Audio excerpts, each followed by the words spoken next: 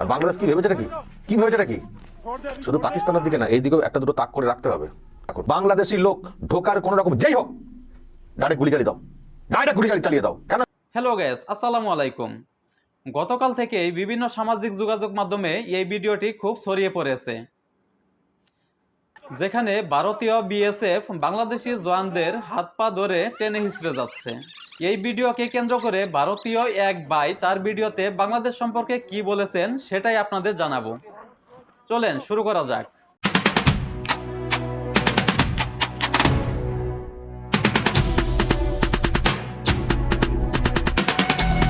যে ব্যবহারটা করা হয়েছে দর্শক, আমি তো এই ভিডিও দেখে মানে নিজেকে ঠিক রাখতে পারছি না।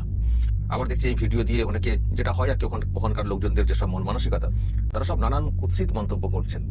যে দেখেছো তো বিএসএফ কে পায়ে হাত দিয়ে শুয়ে পড়ে ক্ষমা চাইতে হলো, এইসব আর সহ্য করা হবে না, হাসিনার আমলে যা হয়েছে হয়েছে, এটা 2025-এর বাংলাদেশ আর সহ্য করা হবে না। দেখছি অনেকে যাতে করে কমেন্ট করছেন। এটা কি হয়েছে? এটা কি? দাদা ঠিকই কইছে, এটা একটু বেশি মশকরা হয়ে গেছে। কিন্তু দাদা নিজের মাথায় তো ঠিক রাখতে পারছে না এই ভিডিও দেখে।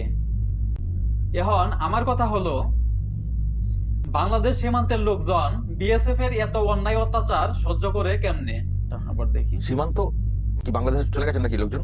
আমাদের বিএসএফ যারা থাকে বাংলাদেশ চলে গেছেন দখল করতে, তাড়া করতে যাওয়ার বা কিছু একটা হয়েছিল। ওই তাড়া করতে গিয়ে এখন ফাঁদে পড়ে যাওয়ার মতো হয়তো একটা অবস্থা হয়ে গেছে। বিএসএফ এর যাদেরকে আমরা দেখতে পাচ্ছি, একটা অসহায় অবস্থা দেখতে পাচ্ছি, একটা অসহায় অবস্থা দেখতে পাচ্ছি। কিন্তু তাদের সঙ্গে যেভাবে ব্যবহারটা করা হয়েছে, এটা কি কাম্য ছিল? তাদেরকে মাটিতে লুটাতে হবে? হ্যাঁ, এসব সহ্য করা যায় না, এসব সহ্য করা যায় না। আচ্ছা, আপনি তাড়া করে সীমান্তের ভিতর ঢুকে তাদের ধরে নিয়ে কাঁটাতারে ঝুলিয়ে রাখবেন, আর তারা আপনাকে কোলে বসে হামি খাবে? আপনাকেও বিএসএফ কোনো সময় ফাঁদে পড়ে নাই, ঠিক আছে, কিন্তু এবার নিজের ফাঁদেই নিজে পড়ে গেছে আর কি। এতে আমাগো কি বা করার আছে কন? ইট মারলে পাটকেলটি খেতেই হয়, এটা তো সবাই জানে। এতদিন আপনারা খান নাই, তাই আর স্বাদ বোঝেন নাই, এখন খাবেন, সমস্যা কি? যে ব্যবহারটা করেছে, আর এটাকে ওই আর কি রাগ মেটানো হচ্ছে না, মানে পাকিস্তানের রক্ত ফুটছে নাকি? পাকিস্তানের রক্ত ফুটছে, পাকিস্তানের সঙ্গে যেহেতু একটা চলছে, চলো এটা একটু এদিকে রাগ মেটাই। আমি তো বলবো, যা ব্যবহার আমি দেখতে পাচ্ছি, বিএসএফ আর যেন ওই পেছনে পেছনে না ছুটে গুলি করে দাও। দেখেন, ভারত পাকিস্তান আমাদের কাছে তেমন গুরুত্বপূর্ণ ইস্যু না। আপনি পাকিস্তানের মতো বাংলাদেশের দিকেও কিছু তাক করে রাখতে বললেন। এখন মনে হইতাছে পাকিস্তানের সাথে না পাইরা ওই রাগ আপনারা বাংলাদেশের উপর ঢালতাছেন। ডিরেক্ট গুলি চালিয়ে দাও, সীমা ক্রস করে যাওয়ার কোনো দরকার নেই, পেছনে তাড়া করার কোনো দরকার নেই, ডিরেক্ট গুলি চালিয়ে দাও। আমি যে দেখছি, এটা আমার নিজের অপমান লাগছে, আমার নিজের অপমান লাগছে, অসম্মান লাগছে যে আমার দেশের বিএসএফ এর যারা, তাদেরকে এইরকম লুটাতে হবে। আর বাংলাদেশ কি ভেবেছে নাকি কি ভেবেছে নাকি শুধু পাকিস্তানের দিকে না, এই দিকেও একটা দুটো তাক করে রাখতে হবে। এদের এদের বিরাট মানে সব মানে হয়েছে আর কি।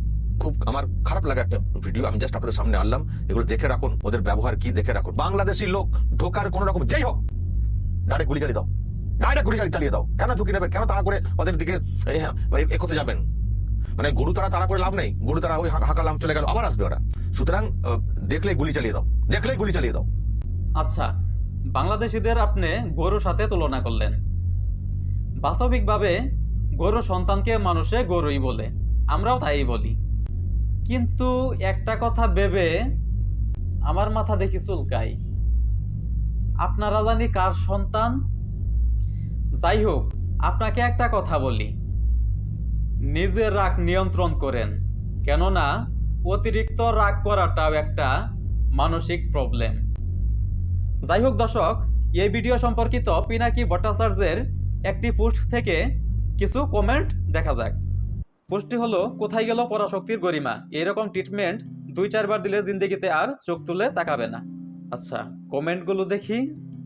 এই দৃশ্য আজকে মনে হয় 50 বার দেখছি, এই নিউজ ওই নিউজে। কতই না প্রশান্তি, যত দেখি ততই ভালো লাগে।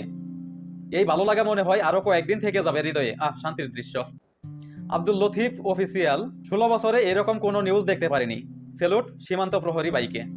জালালউদ্দিন আফগানি, প্লিজ আমাকে ক্ষমা করে দাও। হুসাইন রিপন, ইনকিলাব জিন্দাবাদ, বাংলাদেশ বিডিআর জিন্দাবাদ। তানভীর হুসাইন, ওই কিরে বিসিএফ মাফ চাই বিডিআর এর পা ধরে।